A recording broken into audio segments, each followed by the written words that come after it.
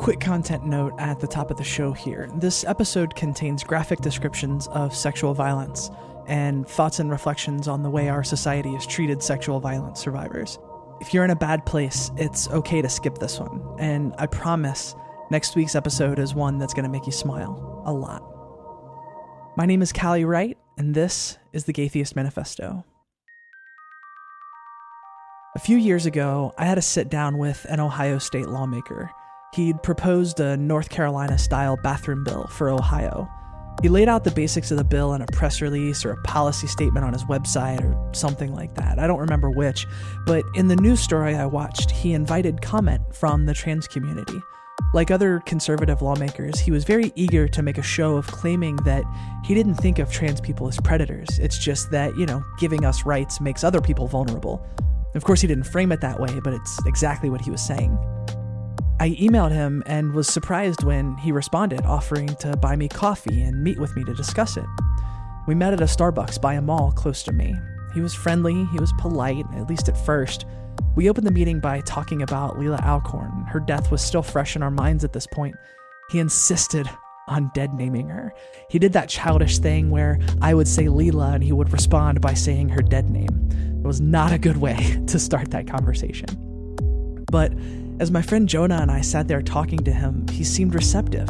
He nodded and admitted several times that he'd just not realized how diverse the trans community was, how many challenges we faced, and how difficult laws like this would make things for us. By the end of the conversation, I don't know if I was confident we'd changed his mind, but he seemed changed enough that I had hope. Not a chance he was going to turn into a trans rights champion or anything, but maybe he'd at least realize the bathroom bill was a bad idea and drop it. And we weren't the only meeting he took. He met with several other members of our local trans community. They all told him the same things that Jonah and I did. And in every conversation, he acted surprised to hear what he was hearing. It was new to him every time. Via email, Jonah and I pressed him with questions. Jonah dug up statistics about sexual assault in his district, and Jonah asked why those statistics didn't spur him into action, but the idea of trans people in bathrooms did. I sent him a report from a group of domestic violence organizations stating they didn't think bathroom bills were the answer. And I asked him why he thought these experts were wrong. And he had no answers for either of us. It became very clear over time that he was making a show of having the conversation, but he was not listening. See, it's one thing to have a conversation. It's another thing entirely to actually listen. It seemed Representative Becker was very interested in being able to say he had the conversation, not so much the actual listening part. It also seems that was very much the case with Christine Blasey Ford and her testimony about her experience with Brett Kavanaugh. There was a big show of having the hearing. She was asked deeply personal and invasive questions. She was challenged and put on display on the biggest possible stage. We heard lots of flowery language that sounded like compassion from the Republican lawmakers that grilled her. They made one hell of a show about having this hearing. But they never really listen, do they? Lawmakers love a good dog and pony show. Let's get out the cameras, the microphones, the fancy nameplates. Let's make a good show of it so we can do absolutely nothing in response. Whenever there's a sexual assault story that makes the news, we see scores of people coming forward with their stories. Some is catharsis, some is solidarity, some is a call to do something about this problem. And it seems nothing ever changes. I've never experienced sexual assault. Sexual harassment, certainly, but never assault.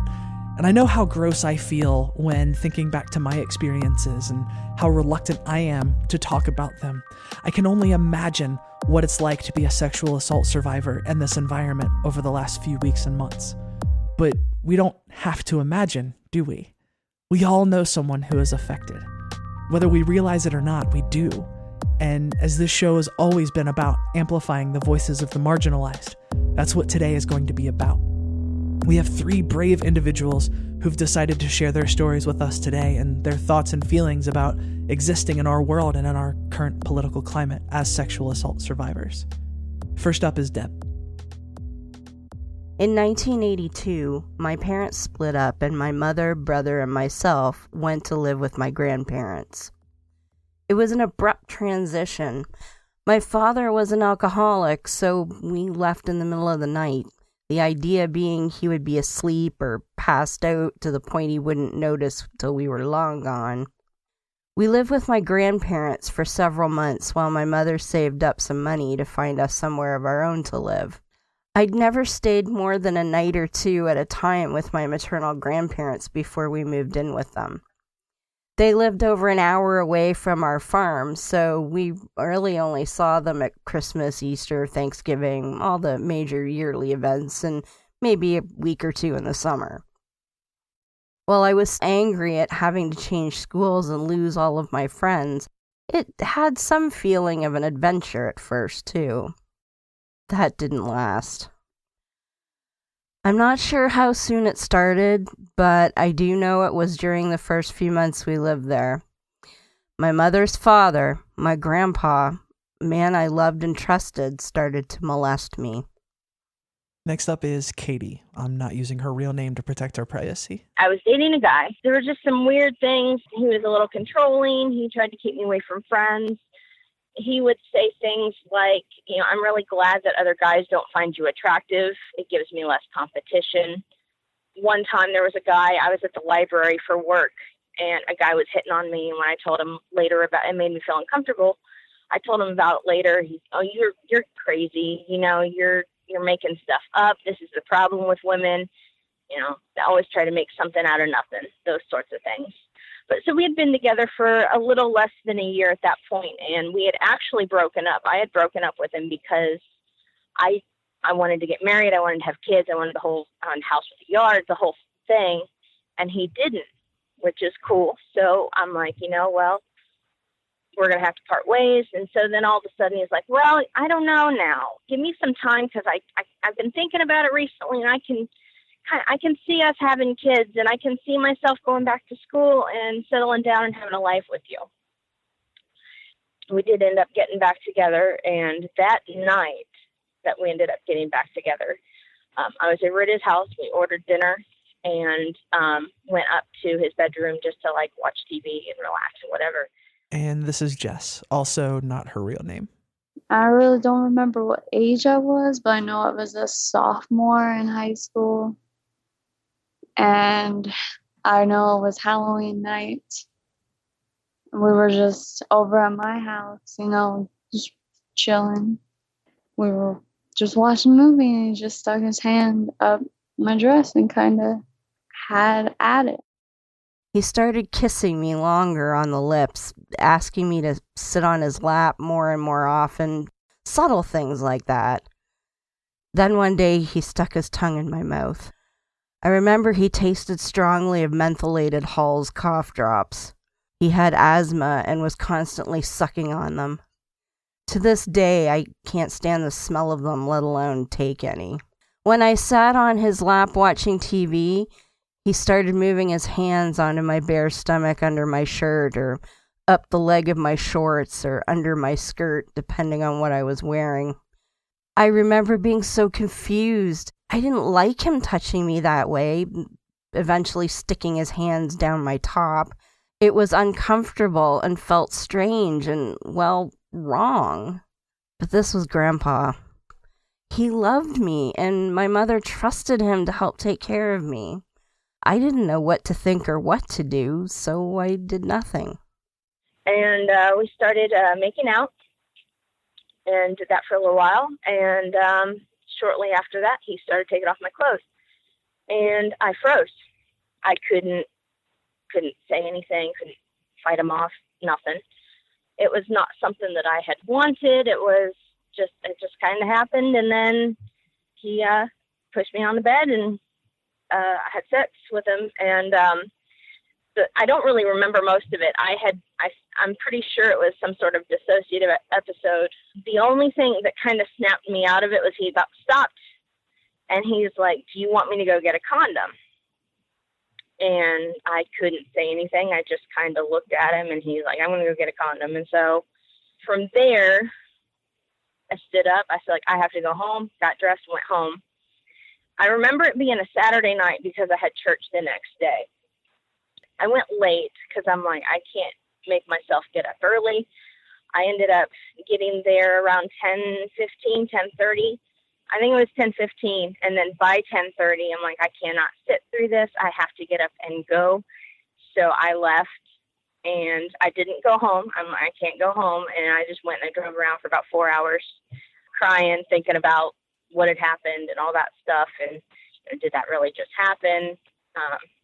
What did I do? I blame myself for the whole thing for a long time. And for a good long while, I didn't tell anybody about it. I was so scared. I just sat there. I had no idea what was really going on. I was just shaking and sitting there. Had you had any conversations at this point, like in school or among family or among friends or anything like that, about like consent, about sex stuff of any kind, anything like that? No, because I wasn't interested in it.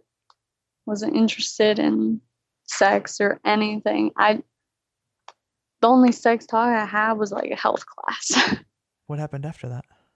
After that, we just kind of finished the movie and then he went home. And I never talked to him again. Kind of avoided him everywhere I went. Never really told anyone.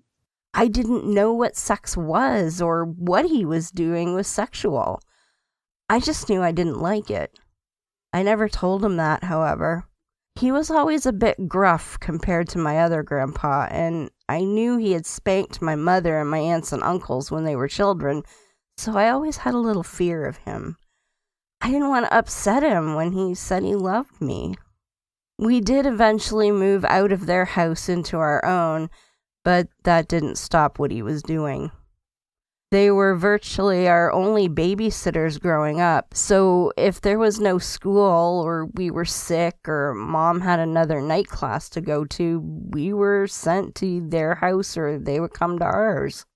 Grandma was also the quintessential church lady and belonged to several church groups that she also attended in the evenings. That meant we were often alone with Grandpa. He was also an amateur photographer and did stained glass artwork as a hobby.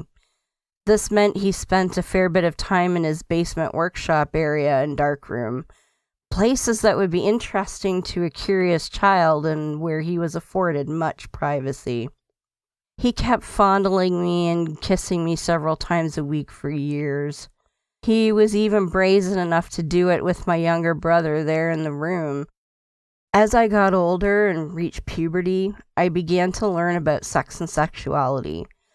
I never got the talk, which in retrospect might have given me the opportunity to say something sooner, but I was given a book and told, read this.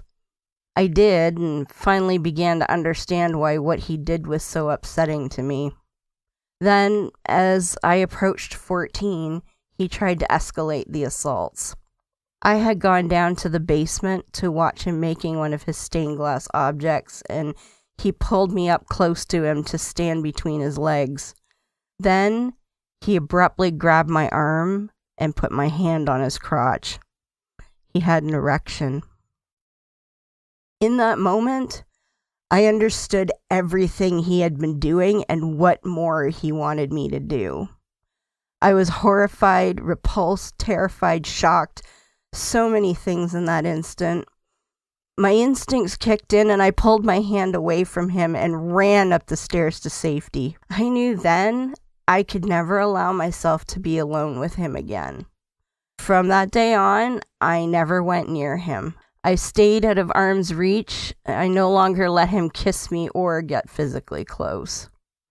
In all honesty, it didn't occur to me to tell anyone at that point. This was still Grandpa. I didn't want to cause problems in the family, and while I didn't really need a babysitter much anymore, my brother did, and my mother still depended on my grandparents. I tried to forget about it and move on with my teenage life, but he just wouldn't let it rest. He could no longer touch me, but he delighted in calling me beautiful and made sure I knew he still desired me. The more I learned about sex and sexuality, the more it haunted me.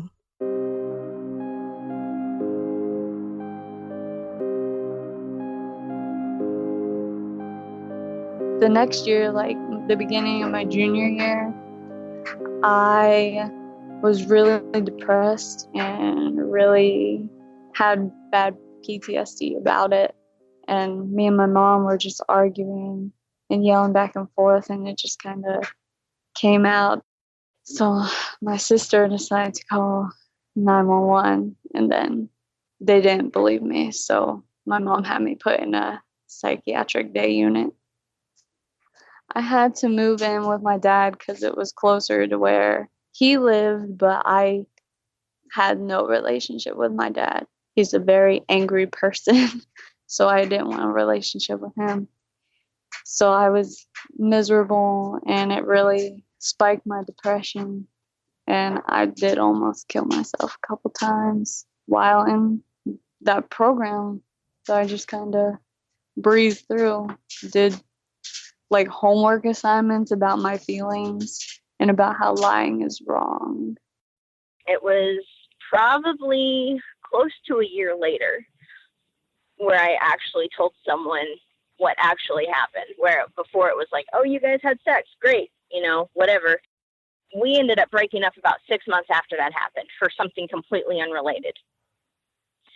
Shortly after that, I couldn't eat, couldn't sleep. I was really, really depressed, and I'm like, I need some help with this. So I ended up getting myself a counselor, getting some help. And it didn't even occur to me that was like, that it was wrong until one day I was driving in my car with a friend, and we were talking and something, and I said something about, well, I think he said, well, it just really surprised me when you said that happened. I said, well, I don't know that I could have stopped it, if I had tried.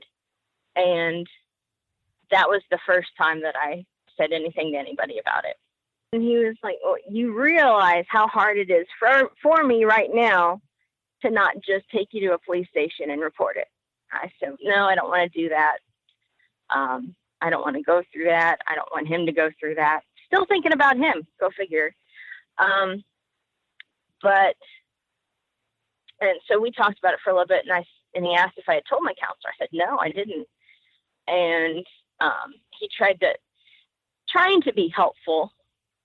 Well, you need to tell your counselor. And if you can't tell your counselor, well, was it trying to guilt me into it? I mean, and I get that, that was not his intention by any stretch of the imagination, but that's just how it felt at the time. And she did eventually tell her therapist. I remember starting that conversation, and then that entire counseling appointment that I had, it was about an hour. I just don't remember anything else.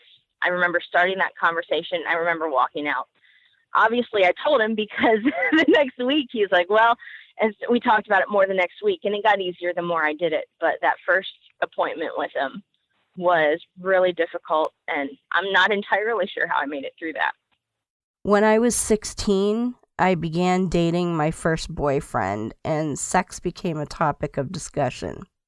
My boyfriend also became my best friend and someone I trusted implicitly, so I told him everything.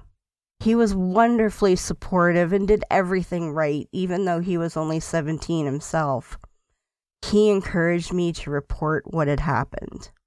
I had begun to learn about pedophilia, and I had 8 cousins who were younger than me who could be potential targets, and that worried me too. It took everything I had in me, but I knew I had to say something. I knew it would shake the family to its very core, and that nothing would ever be the same, but it had to be done.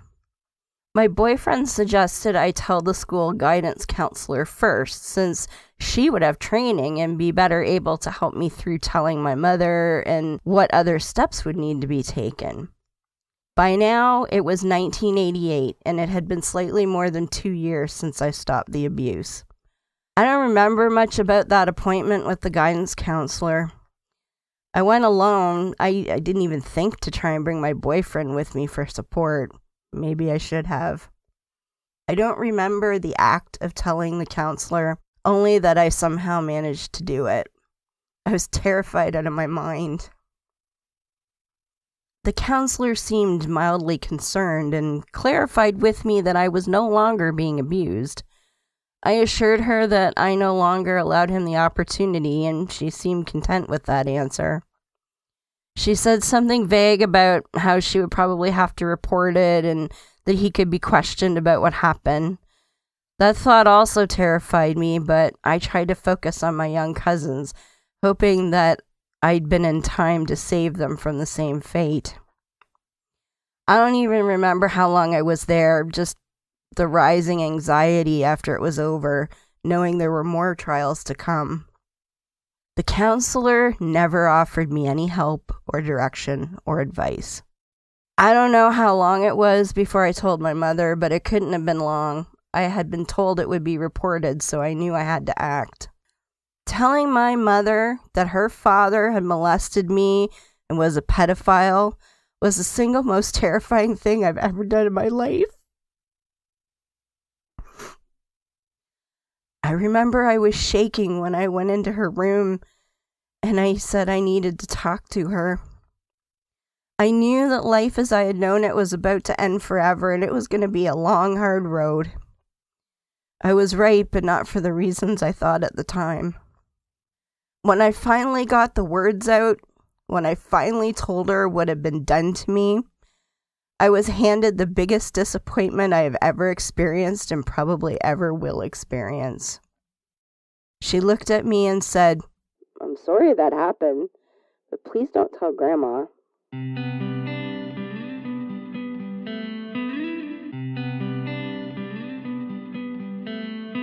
I don't remember a whole lot after that. I was too stunned, I guess. She also made a point to ensure it was no longer happening, and I did voice my concern about my cousins. I also told her that I'd spoken to the guidance counselor and that it would be reported. She told me that she would talk to her siblings and my cousins would be fine, and that was it. I was left feeling like what had happened didn't matter since he wasn't still doing it and I was making a big deal out of nothing. I felt utterly abandoned and alone. In the days that followed, I expected something would happen, that he would be asked to make a statement or be questioned or something. I thought that I would be asked to make a formal statement to someone too, to make it all official. I mean, the counselor said it would be reported. I thought my aunts and uncles would want to know more. After all, I accused their father of sex abuse. But no, nothing changed. Not a single fucking thing.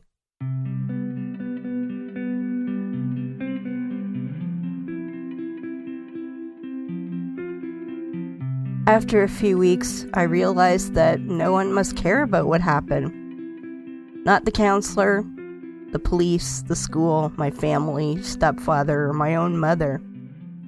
I wasn't getting abused now, so there was nothing to worry about, apparently. Except that wasn't quite the case.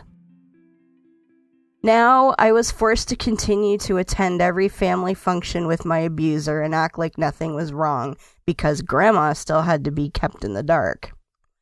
I couldn't understand how the rest of my family could just smile and act like there wasn't a pedophile abuser among us, especially with the other children present. It also appeared that no one cared how that made me feel, especially when he delighted in sneaking up behind me, putting his hands on my shoulder and whispering, "Hey, beautiful," in my ear. That was the status quo from 1988 until 1993 when he finally died. Then, as one last insult to injury, I was guilted into attending his funeral and acting like I was sad he was dead, not happy. It was one of the loneliest days of my life. The last kick to the feels came many years later. My husband and I were having dinner with my parents, and my stepfather was discussing a story he'd heard on the news about a pedophile. He was angry about the children the man had harmed and was talking about the nasty punishments people like that deserved. I'd never heard him talk that way before. Plus, I'd always assumed he wasn't too concerned about such things since he knowingly called my abuser Dad and hugged him like his own father. Then my mother shushed him. In that instant, I realized everything. She lied. That day when my terrified teen self sat on her bed and told her what her father had done to me, she lied to my face. She never told my stepfather or my aunts and uncles or anyone else. She hid what happened from everyone and let me think for years that no one cared. Suddenly it all made sense, but the damage was done. I don't know what happened with the guidance counselor. My mother was a teacher, so there is a chance she could have contacted the counselor and told her I was lying or something to keep her from reporting.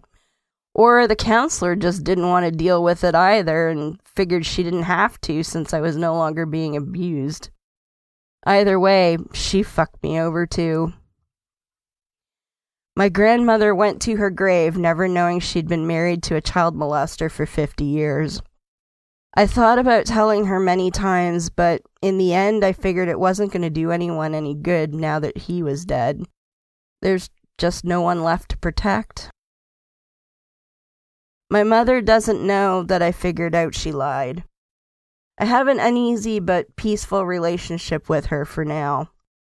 I have written a letter outlining everything to her and how it affected me, though. I feel like I should give it to her eventually so that she can understand how wrong what she did was. I haven't decided yet. As for me, since I figured no one was going to do anything about it, I took it upon myself to seek my own healing. I studied social development studies in university, and at every opportunity I focused my studies on pedophilia and child abuse. The last few weeks have been pretty challenging, though. I've never been one to shy away from exposing myself to the topic of abuse, and I know that's partly why I'm comfortable discussing it.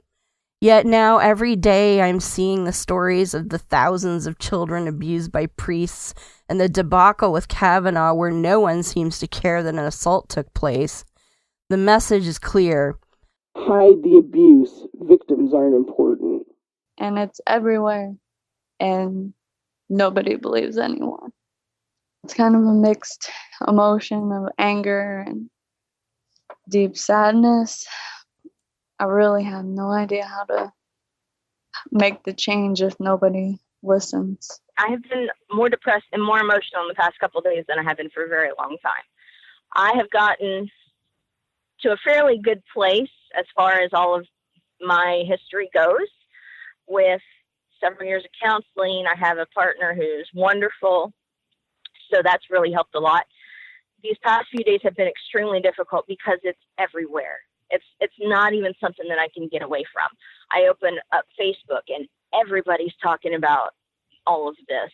I look at the newspapers, I look at all of that stuff. It's just, there's nowhere to get away from it. So it's been rather difficult.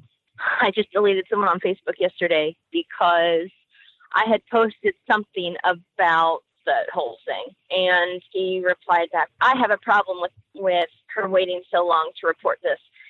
And I thought about responding. I'm like, it's just not worth it. I deleted him. I blocked him. But all I could think was, how dare you tell anybody when they have to report something? He knows exactly what happened to me. I remember having this conversation with him, like, well after it had happened. But because I noticed somebody that I had gone to church with who was in a similar sort of situation. And so I said, I think we need to help this person. She is not in a good situation, and here's how I know. He started paying attention. He's like, yeah, I think you're right. And so we did what we could, but he knows. And that's the frustrating part, is he's a very smart man. And how does it not sink in? On October 6th, 2018, a sexual predator was confirmed to a Supreme Court seat. And it wasn't even the first time. Anita Hill came forward in 1991 detailing sexual harassment by then nominee Clarence Thomas. Then, as now, there were corroborating witnesses waiting in the wings that were never called to testify. So much work has been done by so many since then, and yet it feels like nothing's changed. It feels like nothing ever changes. It was rather anticlimactic. I was with friends out in public, so I couldn't really have shown much emotion anyway, though we all voiced our collective disgust at what we knew had been inevitable. And that's just it. We always knew it would happen. Sure, when they called for the investigation, I dared to hope just a little, but I knew it wasn't realistic. It was going to take more than a week to be remotely effective. They were just paying lip service to an investigation. No, I knew they would push him through no matter what. I'd begun my grieving over that last week. I had felt the gut-wrenching dismay over the realization that no one on my TV gave a damn that women had been sexually assaulted by this man, and that their political agenda and their thirst for power was more important. These people only cared if women were assaulted at all, if they were white, and it could be claimed that the perpetrator was not a cis white male. Anyone but a cis white male. No, if you're assaulted by a cis white male, you'd better have 4 witnesses in a video, or you're just making shit up for the political advantage of getting death threats and being mocked on national television. 'Cause we know how that would be totally worth it. My heart was already broken before Saturday, so I did my level best to shake it off and soldier on.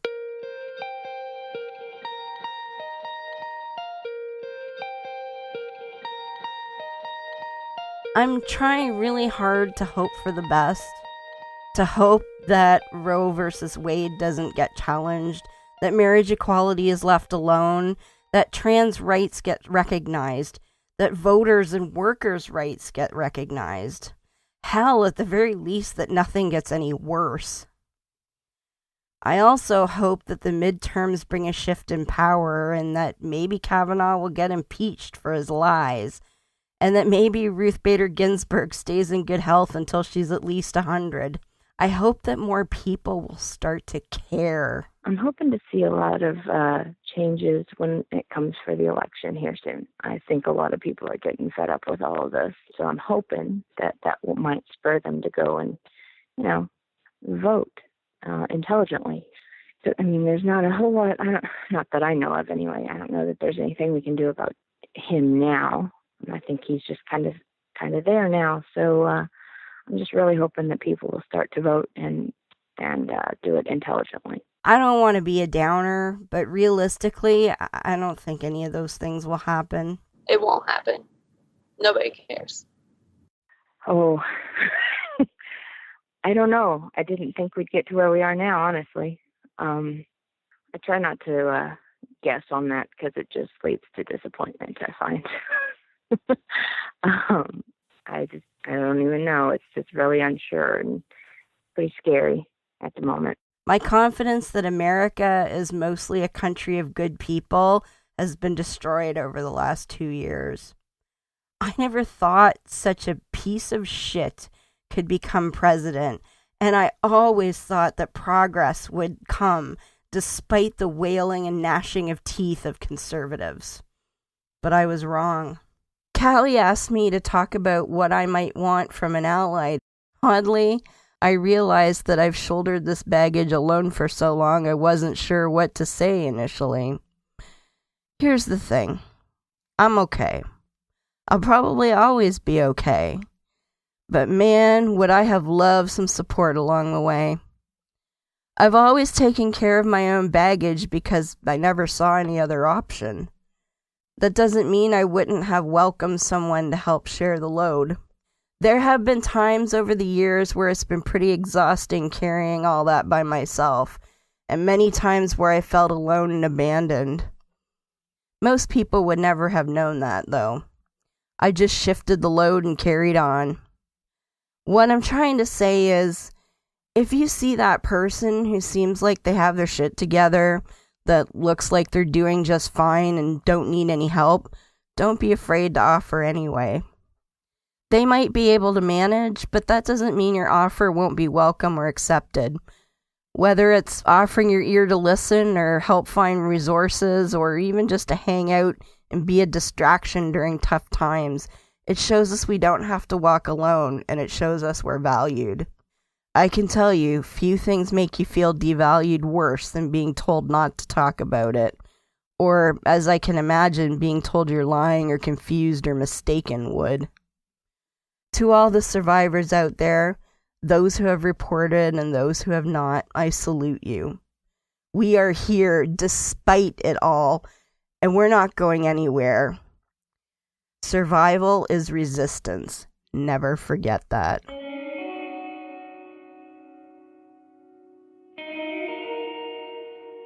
I don't really blame anyone who's feeling hopeless right now. Honestly, I've been there a lot lately too. Those feelings are valid, but there are things we can do. No individual person can change the entire system, but there are steps we all can take. Jamie Siverus, one of my best friends in the world, runs a nonprofit called A Voice for the Innocent. He's a sexual abuse survivor himself. He created AVFTI to give people a platform to share their stories and to receive love and support. If you're a survivor and you need validation, love, or community, there's a place there for you. If you're an ally and you want to do something to help, they're always looking for volunteers. I always carefully consider endorsing other people and organizations. Jamie and the other folks who run AVFTI are people I trust. They're an inclusive community for all survivors, and I do mean all. Check out avfti.org to learn more. I'll have links in the show notes. I want to thank Deb, Katie, and Jess for sharing their stories for the show. I believe you. We believe you. And your stories matter. One of the things the last few years has demonstrated with devastating clarity is that elections have consequences. I'm always up for conversations about dismantling harmful systems and replacing them with good ones. But right now, we have the system we have, and our choices are clear. Voting can't be the end of our participation in public life, but it's sure as hell a good place to start. There are links in the show notes with information on how you can register in each state in the United States and things we can all do to help people get to the polls. Accessibility is a problem, and voting is actually really difficult for some people. It's up to those of us with privilege to do all we can to help people get there. The world needs your voice. It needs your vote, and it needs your participation at all levels. I trust that you know your capacity to engage, and I'd like to call on all of us to engage at whatever level we can to make things better for those around us. That, my friends, is going to do it for this episode of the Gaytheist Manifesto. I'm at Callie Gets It on Twitter and Instagram, and the show is on Twitter at The Gaytheists. You can email me at podcast@thegaytheistmanifesto.com. If you want to help us tell these stories, you can check out patreon.com/thegaytheistmanifesto and consider a pledge to support the show. You can also help us out by giving us a 5-star rating on Apple Podcasts and sharing the show around to your friends. It all helps, and it all makes a difference. Before I go, I want you to know that if you're lost, you're hurting, you're scared, if you feel like no one cares and no one understands, you need to know there's a community out here that loves you, cares for you, knows that you're capable of amazing things, and that you are worthy of love. If you're struggling, please don't be afraid to reach out. Until next time, friends, this is the Gaytheist Manifesto.